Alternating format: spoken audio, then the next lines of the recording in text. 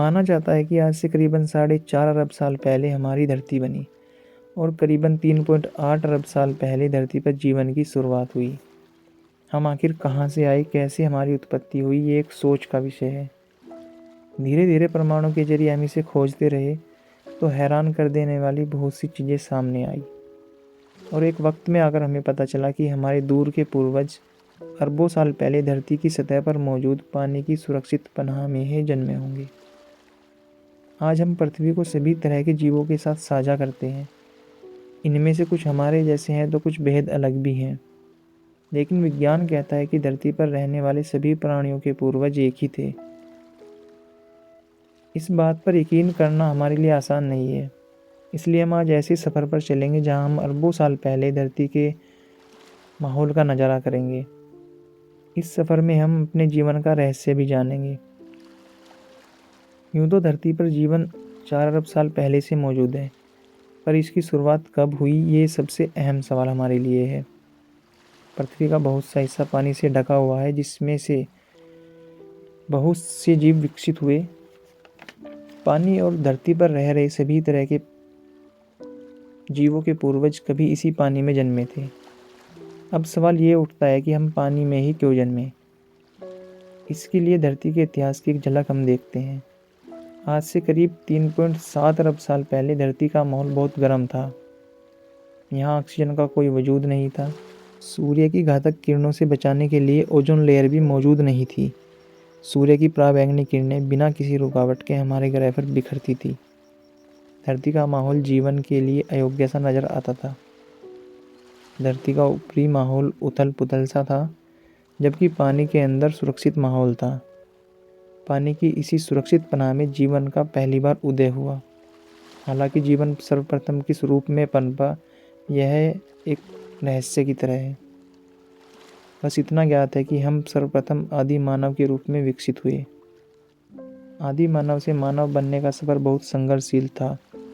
हमारी सोच के विपरीत हमारे पूर्वजों ने ज़मीन पर नहीं बल्कि पेड़ों की शाखाओं पर चलना सीखा।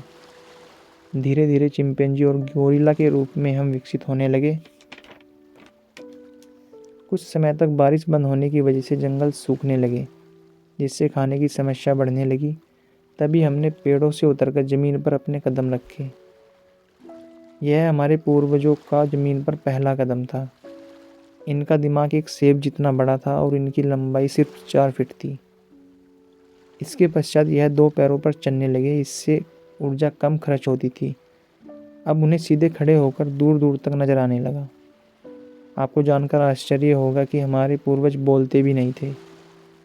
लगभग 2 लाख साल पहले हम धीरे धीरे इंसान के रूप में विकसित हुए और हमारी लेरिंग्स आवाज़ की नली ऊपर आ चुकी थी।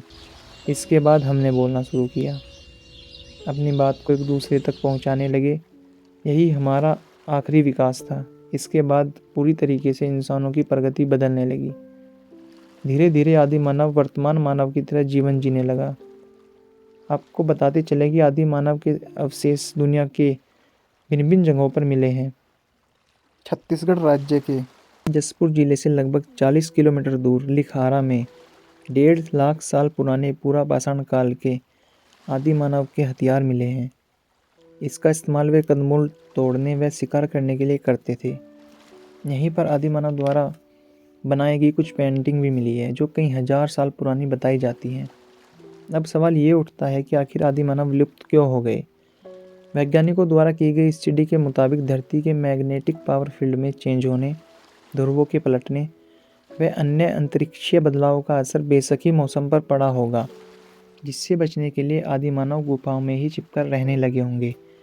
क्योंकि बदलाव की यह प्रक्रिया सालों तक चलती है, ऐसे में गुफाओं में ही सिमट चुकी सभी आदि मानव प्रजातियां, जिनमें प्रतिद्वंद्विता बढ़ी होगी, अंततः वे विलुप्त की कगार पर आ गए होंगे।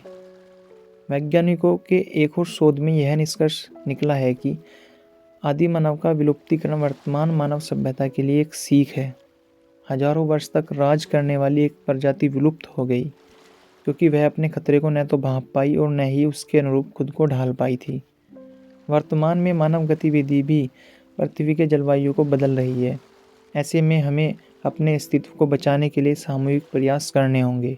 आदि मानव का यह विलुप्तीकरण हमें याद दिलाता है कि हमें अपने अस्तित्व को कभी हल्के में नहीं लेना चाहिए। Thanks for watching. अगर वीडियो पसंद आई है तो चैनल को सब्सक्राइब जरूर करें।